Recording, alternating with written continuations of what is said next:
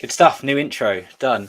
Welcome everyone to this week's Friday expose and Q&A with XP Property. That's me, Ben Richards, and Jack Jiggins. For those of you that haven't tuned in before, this is all about weekly learnings within a property development business, property investment business. We've got a couple of small service-based businesses that we run as well. So there's lots of learnings from a purely business perspective that hopefully we can share in order to grow your business as well. So all questions welcome. This is really an open forum, so do get any questions in below that that you have for us. We are both very young. We are both very hungry. We have already built significant portfolios in property. We're 4 or 5 years into our service-based businesses. One of our businesses will turn over £1 million this year. And there's been lots of learnings to take from that. So welcome, and let's get stuck in. Cool. So first port of call, some interesting stuff that's happened within our development business. We were put onto from a deal sourcer, a really interesting project in North London that is a big mansion block that has been once converted into flats. Really interesting story. The owner bought the freehold 30 years ago. It was originally converted 50 years ago into 3 flats. He owned 2 of the 3 flats within the block. 2 years ago, sold one of the 3 flats. He lives in one of the other 3 flats. So basically, he owned 2 flats of the 3. He currently lives in one of the 3, but he sold the other one to someone else. What's happened now is the 2 other leaseholders have actually served notice to enfranchise and buy the freehold from under his, pull the rug from under his feet, really. So he's owned the freehold for 30 years, but there's now legal proceedings through the Leasehold Enfranchisement route to buy the freehold from him. And it's causing all sorts of issues for us. We were looking at potentially doing some form of joint venture with him.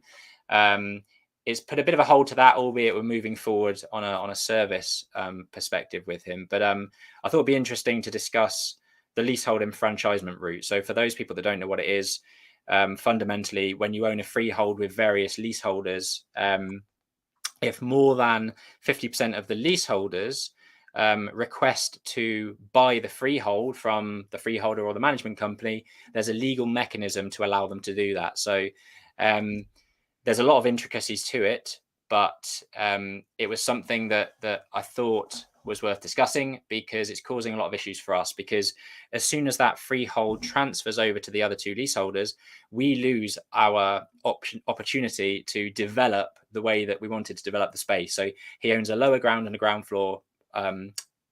He owns the lower and the ground floor of this this flat, which is one of 3. The end goal would have been to convert that big 3,000 square foot of space into 3 flats, but that development potential has pretty much now been removed because the other leaseholders are basically taking the freehold from him for a very, very nominal fee. It feels like daylight robbery to me. I don't quite understand the process. Had he known 2 years ago selling that other flat would cause him all sorts of issues like this, he wouldn't have done it. But from our perspective, it's put a bit of a halt to our joint venture. So yeah, interesting kind of legal mechanism with leaseholds and freeholds. Would be interested to hear if anyone's got any experience with that, because I could do with some guidance. I think there's a strategy in itself within leasehold, freehold franchisement. Yeah. Good. Moving on to non-executive directors. So today, Ben and I sat down with our non-exec director. Sometimes they're called NEDs, which is a nice abbreviation. Just to give you a bit of an insight of why and how and who, of why we do that. So our non-exec is a chap called Nick. It's bringing some grey hair into the business to have an overview and look into the things that we're up to day to day, year to year, and what our goals are within the company. It's also really good for Ben and I to take a step back from the day-to-day trading company, which does have loads of things going on, good, bad, and ugly every day. And it's difficult to sometimes put your head above the parapet and think more about strategy. One of my goals has been to think more strategically on the business rather than into day-to-day this year. So we meet with Nick once a month. We have an agenda which is as long as my arm now, but today we crossed a lot of things off. And what do we discuss? We pretty much discuss everything that you can imagine in business. So sales, operations, marketing, finance, the team, longer term plans. We've been specifically looking heavier into the financial controlling management accounts and getting onto that, but it's really good to get a second opinion. We have, I know I have had mentors in the past that are within the property industry, but it's good to have Nick's expertise because he's got such a vast array of experience in businesses that he's run himself, sold himself, consulted for, and managed from a non-exec and also a managing director perspective.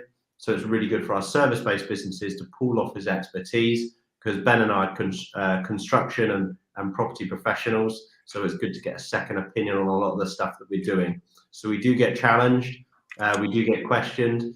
The question why is a frequent arise in those meetings, but we thoroughly enjoy getting into the nitty gritty, but also the macro picture of our business and just being tested on why we're doing things and does that fit within where we want to be in years to come. Anything else to add on to Ned's, Ben?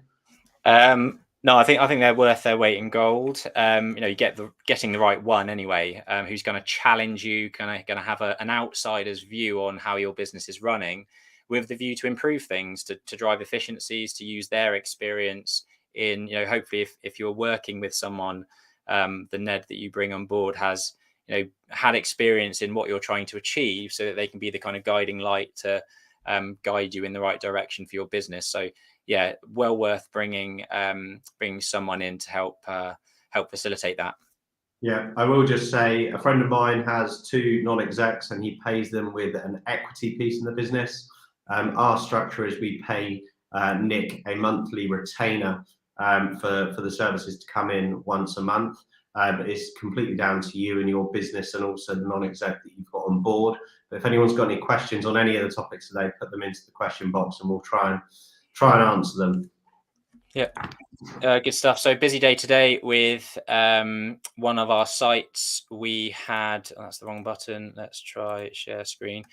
We had 2 people visit our site in West Drayton. Now, we touched upon this last week. It's this building here, so this former chapel, and then these 2 ground floor retail spaces, and the first floor level up here as well.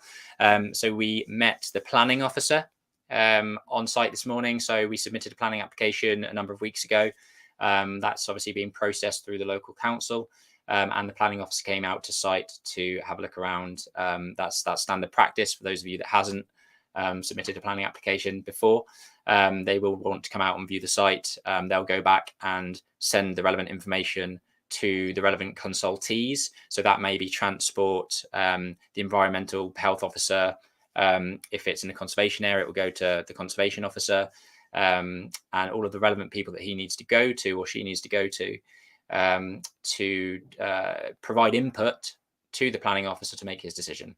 So yeah, he's on site today, getting a feel and a sense of the project. So hopefully we have some good comments coming back in the next few weeks, and we can answer any questions that he may have. The second person we met on site was actually the valuation surveyor. So we're getting senior finance. We've exchanged on this purchase, and we are due to complete in a matter of weeks. So we had a valuation surveyor out today to value the current existing premises. Any comments on the valuation process, Jack? Yeah, I'd just like to add, there's a recurring phrase in our industry, whether you're a developer, investor, or a lender, and that's down val, which is meaning down valuation, so a valuation lower than what you anticipated or what you think the building's worth. One thing we always do with all of our valuations is provide the surveyor with a helpful guide to the findings that we have found. So that's all the details, including building measurements, building schedule breakdown, where it's located, what our plans are to do with the building, what agents we have spoken to and what valuations they have come to. Obviously, it could be seen as opinion if you say what you think something's worth. So we leave that with a resource or a third party that is independent to us that has said what they think of value. That way, you're not necessarily You're not necessarily trying to do the report for them, and make sure that that is clear, because that is their job. Let them do what they do, because that is their job and they're qualified in that.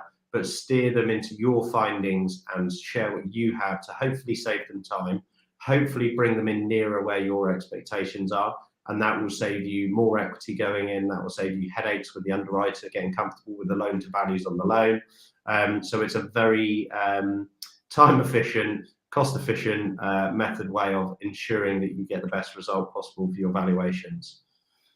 Nice. Good. Cool. On to software. Yeah, I don't know anything about this, so this will be just as interesting for me. So we basically onboarded the businesses onto a property software called Property Filter. This software is very heavily focused around property investment, so it's probably not the best tool for finding development deals and land, but the guys behind this won't mind me saying that. But they formed a niche to basically push all the information that's on Rightmove, Zoopla, on the market, to push certain strategies and easier ways to find deals. So we onboarded onto this. We're strong believers that every tech platform has a place in your business. So to go through a list of some tech platforms that you might have heard of or use, I'll name 3 that we already use to date. So Searchland, we use that for comparables of developments and land finding. Property data, which we love for the economics, the macro information within an area, pound per square foot values, but also looking at title details. And then newly listed, which is obviously Property Filter. So we're onboarded on all 3 of those. If anyone would like to try any 3 of those, we can actually make an introduction to any of the founders. We're friends with all founders in those 3 capacities. Other tech that you could use is Nimbus, Land Insight, or Sprift. I've had a go on all 3 of those. I think that Nimbus and Land Insight is similar to Searchland, and Sprift is very similar to Property Data. But I'll be keen to see comments below or aside or wherever it is. Let me know what tech that you're using. But we've onboarded a new tech to hopefully drive more HMOs, flips, purchase lease options, more so probably for essential suites, but it's also useful to have a broad array of technologies to help the business drive deals. We're strong believers that tech can move so much faster than people or yourself. So make sure that if it's smart and if it does a lot of big data scraping, get on board and give it a trial and see if it works for your strategy. So yeah, onboarded our 3rd tech platform, which is fun. Nice. Good. So for those of you that have been following us for a while, you will have seen one of our projects in Spencer's Wood, just south of Reading. So I don't know if I can zoom out on this map, maybe not. But anyway, this is the M4, junction 11. We're about 5 minutes off of junction 11 on the M4, just south of Reading. And we have basically created a suite of 7 offices. They look a little bit like this, and hopefully if I can find the Matterport link, view 3D virtual tour, there you go. Yeah, it looks a little bit like this. We've got 3 of the 7 offices fully let. And we've had some really good viewings over the last week to try and rent some of the final office spaces. So, grade A, high quality office lets just off the M4, brand spanking new. They look fantastic, and hopefully we can let a few more of the units in the next couple of weeks. So, if you're interested, if you've got a business in and around Reading, yeah, this could be your new home. So do get in touch or comment below if you want some more details. You'll actually see this Matterport was obviously created when we were finishing off the front side of this development, which just briefly, if you haven't seen what we've been up to, we took this on board as an office space on this left-hand side, 4 studios on the right-hand side. The 4 studios have remained in our control and have been income generating for 3.5 years now, 3 years. We extended the offices on this side with a 2-story extension, converted into 3 flats, and we've sold those flats on, and we achieved about £709,000 for those 3 units combined. And we've maintained and kept the rest of the freehold, including these 7 units. These 7 office units at the back. So yeah, been an interesting development. Let us know if there's any questions on that. Cool, good. Hopefully, off the back of the 3 viewings this week, once they are over the line, that'll only be 1 vacant space left, which would be good to get higher rental income on that building. Cool. Moving on to the Zoom wagon. So in XP surveys, you might have seen we got a Ford Fiesta about a year and a half ago in the business. We had some surveyors sharing the car, and given the surveyor's hourly rate that we could charge them out from a revenue perspective, sharing lifts was not economical. So we decided to subscribe to a new lease of a Volkswagen Polo R-Line, which is a cool little bit of kit, and you can see it in the video there. It arrived on Tuesday, was wrapped on Wednesday, and out on site today, which is obviously quite exciting to get a new car to the fleet. But financially, the 280 quid lease a month, whatever it is, easily pays its dividends to be shared between the teams. That's our new little wagon. We've already got another one, and then there's a new car coming in Central Suites, which is getting wrapped as well. So we'll have a nice little fleet of people seeing us darting around. We actually had an email from an estate agent that's based in Oxford that drove past one of our cars yesterday. So it's nice that we're getting out and about. You can see the cats there on the site that we surveyed today. Yeah, I thought it might actually be worth talking a little about XP surveys for those that don't know what we've been up to. So we've been building this business for over 2 years now. It's a measured building and topographical survey business. You can see some of the kit that we use there. That's the sort of 40 grand laser scanner that the team are using. It basically shoots, 1 million points a second, captures data in 3D, and then allows us to kind of manipulate that data to create floor plans, elevations, sections, roof plans, and all that stuff that your architect is going to need to start their project. So we create, as built existing floor plans and elevations using this piece of kit for architects to start doing their thing with the proposal. So just a bit of a behind the scenes, bit of access to what our surveyors get up to on site, chasing cats around. If anyone's got any surveys coming up, we'd be pleased to just even quote. If you give us the opportunities to quote, then you can see where we come in. And yeah, we've got a young and hungry team that want to chase down, because lead times are really important. And that's been our proviso, to get really slick operations, so that if a developer or an architect needs to get working on something, we can have a really quick turnaround. Good. Over to you, Ben. Last point.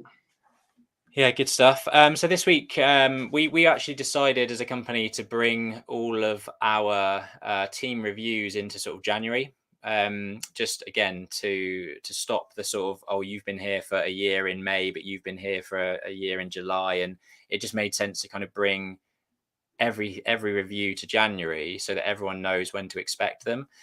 So we've been doing a lot of that recently.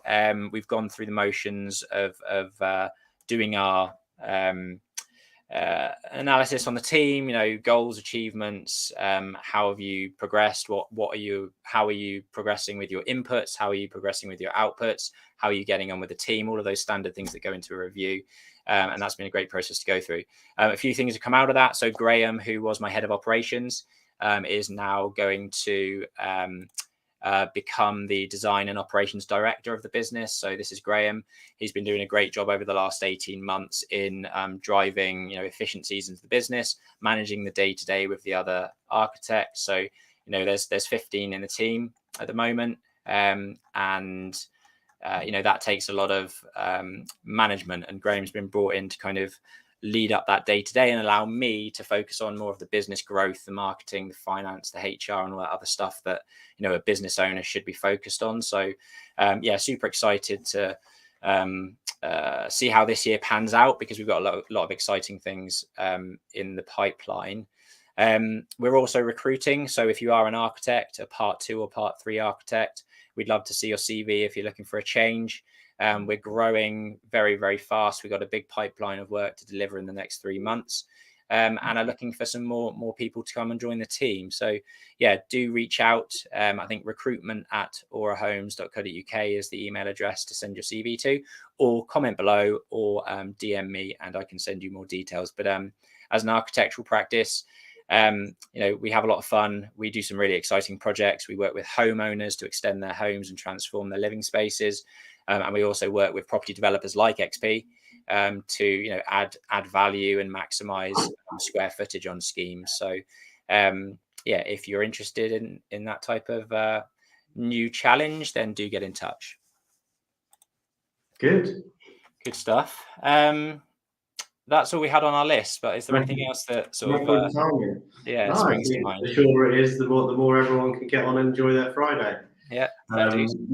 Don't what I would say is feel free to ask questions after our live. We will be able to answer questions, whether it's tomorrow, next week, next month, whatever it may be. If we've talked about a topic, feel free to open up a question to us. This is what this is here for. We're trying to pick up little topics that might be diverse to what we spoke to last week, but please keep the questions coming throughout the week, whether you're watching it now or at some point over the weekend or next week. We will always come back to you. And any advice on things that we could be speaking about next time, potentially. That was a nice little video. So I was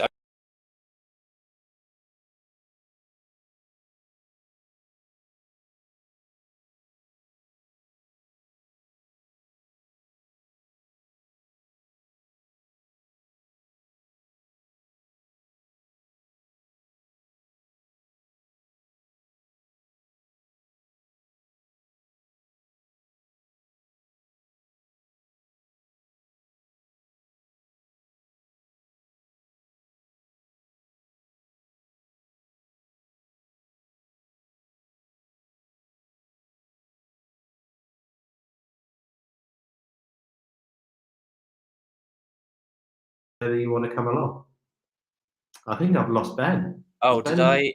Oh no, I think I've just been blabbering on about the site tours to no one, and you've probably been doing the same thing. Yeah, well, we'll have to watch it back. I was talking it through the site, but I don't know. So was I. I don't think anyone caught that, so I'm just going to go through it again quickly. So I literally just did that. I think. Yeah, well, I did the same. I don't think it's come out because I took us off stream. So anyway, if you want to come to a site tour, I think we'll probably be doing one in March. Do reach out or comment below, and we'll get you on the list. It's a chance to kind of meet all of us, ask questions about some of the developments that we're working on, some of the development opportunities that we've got in the pipeline. Do comment below if you want to come along to one of those. I'm trying to use some of my okay, let me just play that one because this is the site that we will be finishing in the next month.